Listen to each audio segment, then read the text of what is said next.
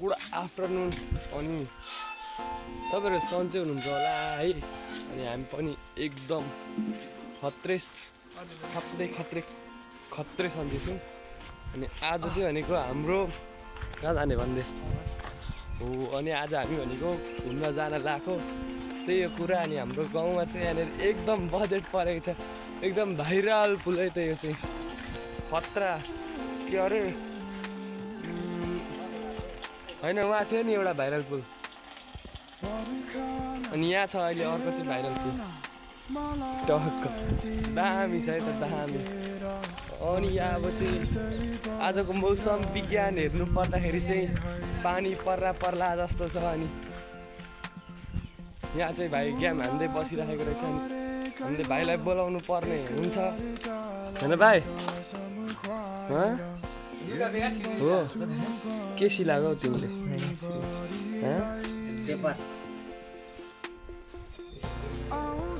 यो भाइले चाहिँ नि पेपर खत्रै सिलाउँदो रहेछ अहिले चाहिँ खासमा भन्नु पर्दाखेरि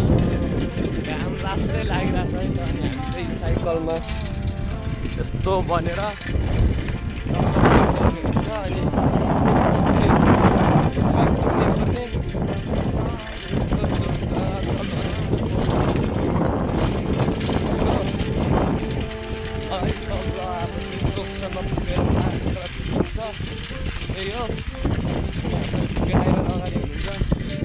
कपाल सपाल झ्यापा पाल्नु भएको छ अहिले चाहिँ भनेको हामी अमाहा सिमसारमा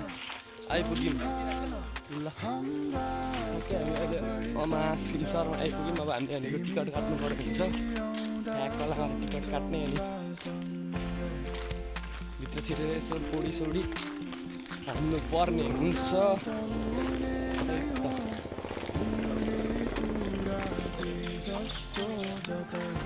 दुईटा टिकट दिनु त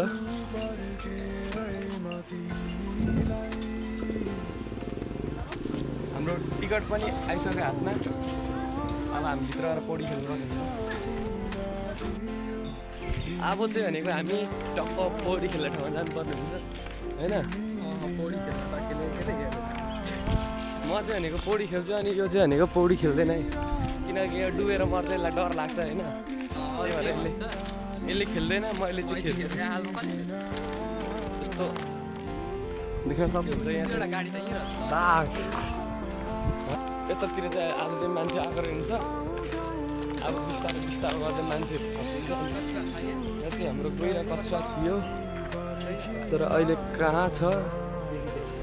देखिएन यहाँ छन चाहिँ थियो तर कहाँ छ होइन देखिएको छैन अहिले पनि छ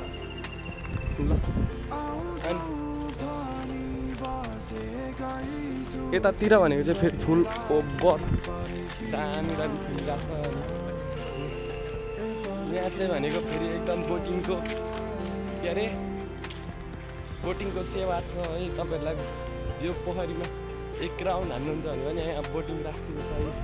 पोखरी पनि ठुलो छ दामी छ यहाँनिर टक्क टिकट चाहिँ कति छ त्यो चाहिँ थाहा छैन होइन तर बोटिङको सेवा चाहिँ थाहा तपाईँलाई होला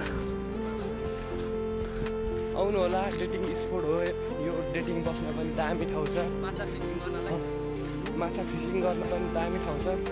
तर माछा फिसिङ गरेको चाहिँ टिकट फाल्टै काट्नुपर्ने हुन्छ 300 रुपियाँ अनि टक्क पिकनिक स्पोट पनि हो यो फेरि पिकनिकको लागि यतातिर राम्रो ठाउँ छ आउनु होला तपाईँहरू पनि पिकनिक सिक्निक आउनु होला यसो फिसिङ गर्नु होला बोटिङ रमाइलो ठाउँ छ त्यही हो एकदम जङ्गलमा एकदम सुनसान रमाइलो खालको ठाउँ छ यतै बस्ने ठाउँ छ डेटिङ कहाँ बस्नुहुन्छ डेटिङ यहाँ बस्नुहुन्छ नि यहाँ छ यहाँ पर छ एकदम दामी ठाउँ छ है त आउनु होला त्यही अब म चाहिँ भनेको पौडी खेल्नु पर्ने हुन्छ गर्मी भएको छ अनि यसले चाहिँ खेल्दैन अरे म चाहिँ खेल्छु अहिले चाहिँ भनेको म पौडी खेल्ने ठाउँमा पनि आइसकेँ एकदम बबाल ठाउँ छ यहाँ खेलिरहनु भएको रहेछ दाइ भाइहरूको हो अब म पनि खेल्नु पर्ने हुन्छ ट्याक्क उता पारिपट्टि आइज न पारिपट्टि आइज न एकदम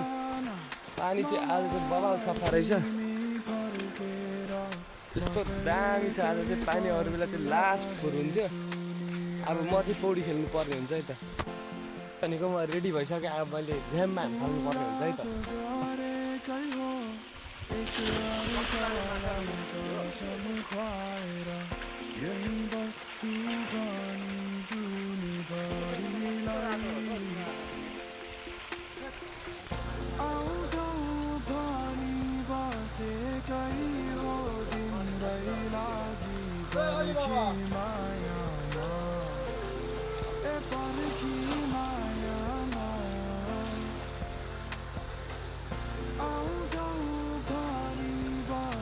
गाइस अहिले चाहिँ म लगभग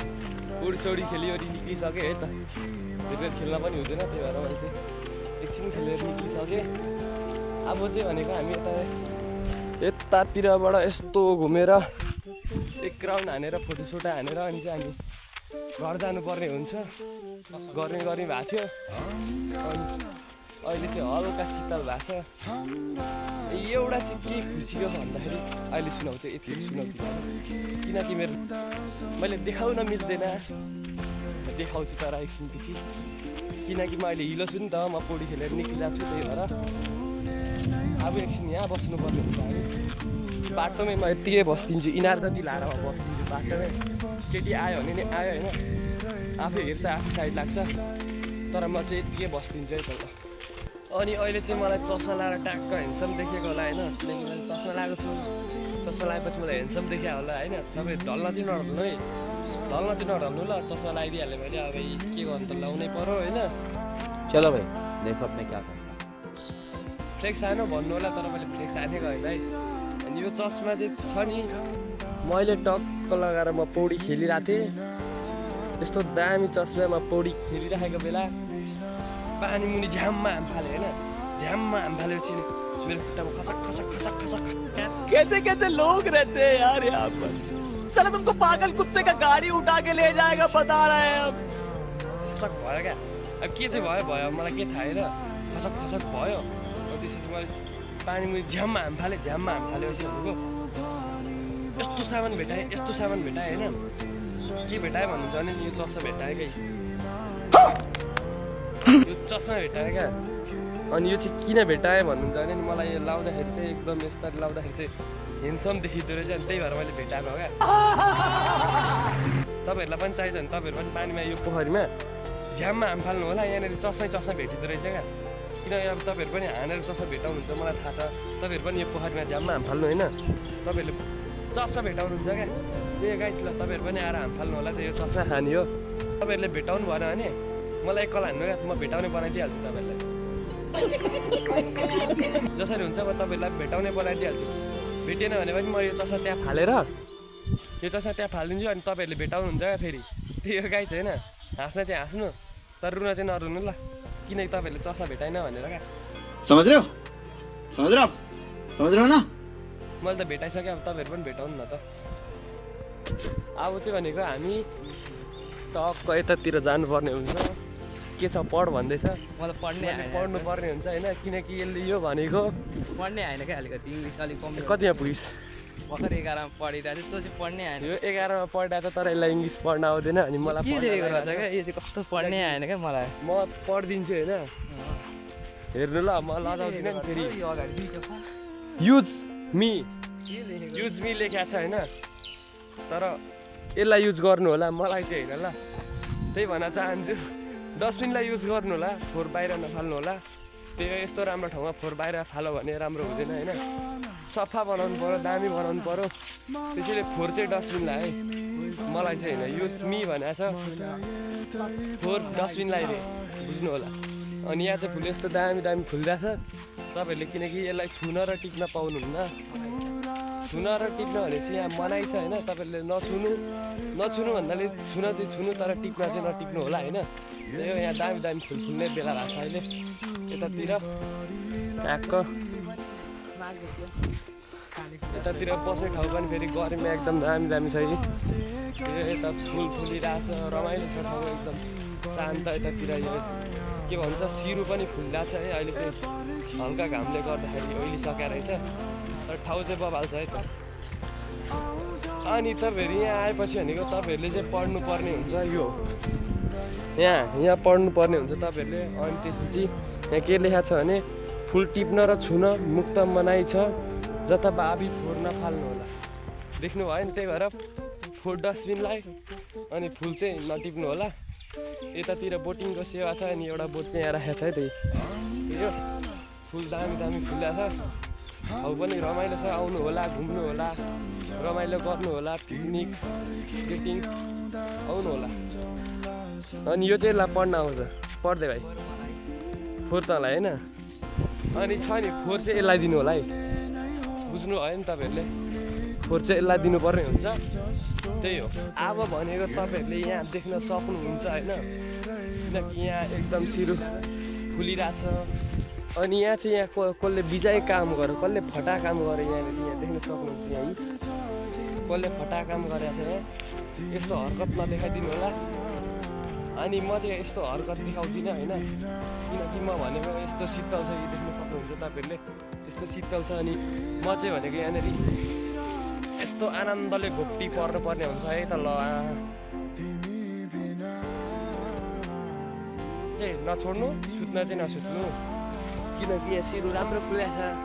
होइन, त्यही होला। अनि तपाईँहरू आउनुभयो भने चाहिँ यहाँनिर फेरि के सेवा छ भन्नुहुन्छ भने, तपाईँहरू डेटिङ बस्दाखेरि यहाँनिर एकदम शीतल रुखको व्यवस्था छ, यहाँनिर बस्नको लागि फलैचाको व्यवस्था छ, एकदम दामी छ। यहाँ छेउमा तपाईँहरू यहाँ एकदम बस्न आनन्द गरी बस्न पाउनुहुन्छ। अनि तपाईँहरूले यहाँ बस्नलाई चाहिँ कसैले छिक्दैन, यसरी अङ्गालो मारेर बस्दा पनि भयो होइन, छेक्छ, त्यही हो, कसैले छिक्दैन। तर देख्न चाहिँ देख्नुहुन्छ यहाँ पर बाटोबाट, यहाँबाटै, किनकि यहाँनिर बाटो छ होइन। यो आउनु होला, डेटिङ बस्नु होला, रमाइलो गर्नु होला, जानु होला भन्छु,